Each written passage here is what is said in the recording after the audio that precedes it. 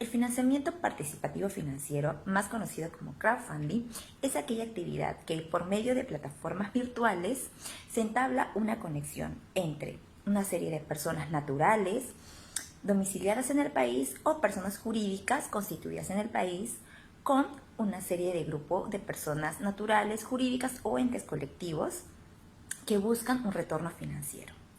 Ahora bien, a los primeros es posible denominarse como receptores y a los segundos inversionistas.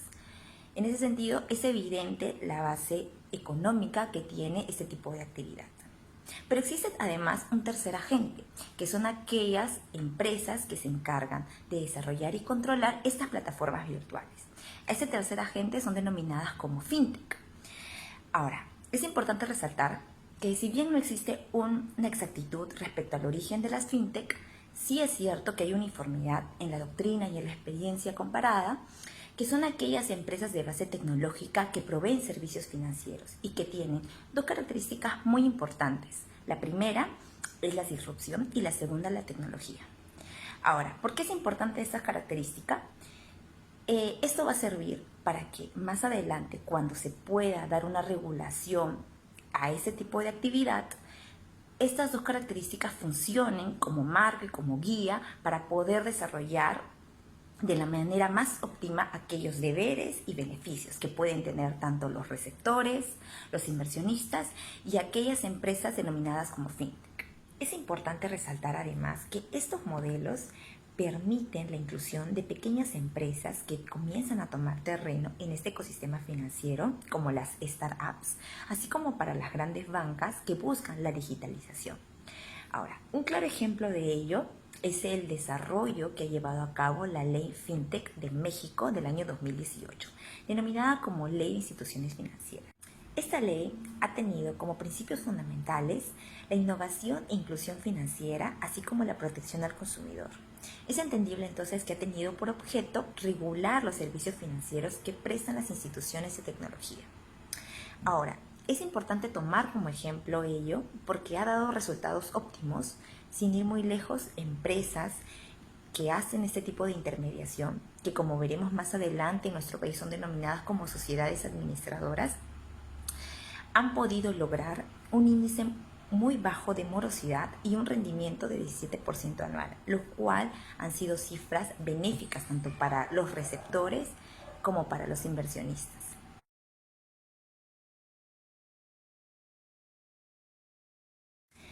Antes de desarrollar esta pregunta, me gustaría destacar la necesidad que existe para contar con una regulación actual del crowdfunding o financiamiento participativo financiero, que como veremos es la denominación que le da el decreto de urgencia 013-2020. Hay una serie de riesgos que explican la necesidad de contar con una regulación del crowdfunding. Uno de ellos es el riesgo de crédito, en el que básicamente una de las partes no asume, no cumple con las responsabilidades y obligaciones que se da en este tipo de acuerdo, por lo cual puede generar pérdidas para una u la otra parte.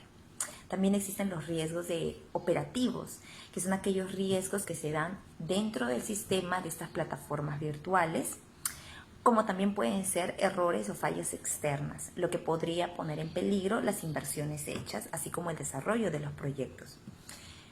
Otro riesgo que es sumamente importante es aquel referido en el lavado de activos y financiamiento del terrorismo.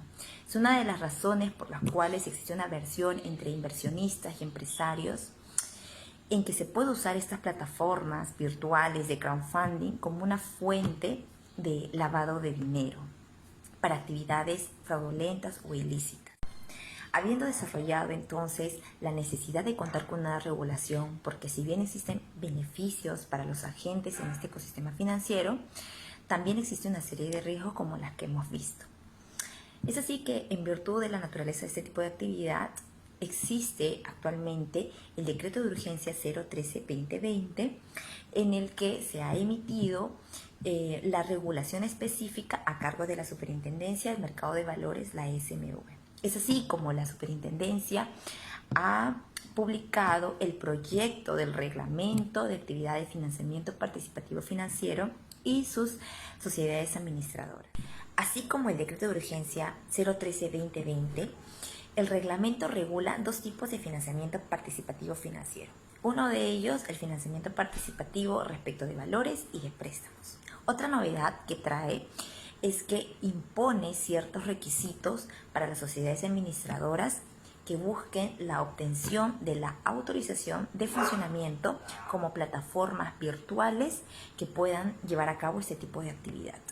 Uno de estos criterios muy importante es que tienen que contar con un capital mínimo de 400.000 soles. Este monto será actualizado en función de precios al por mayor que pueda publicar periódicamente la INEI.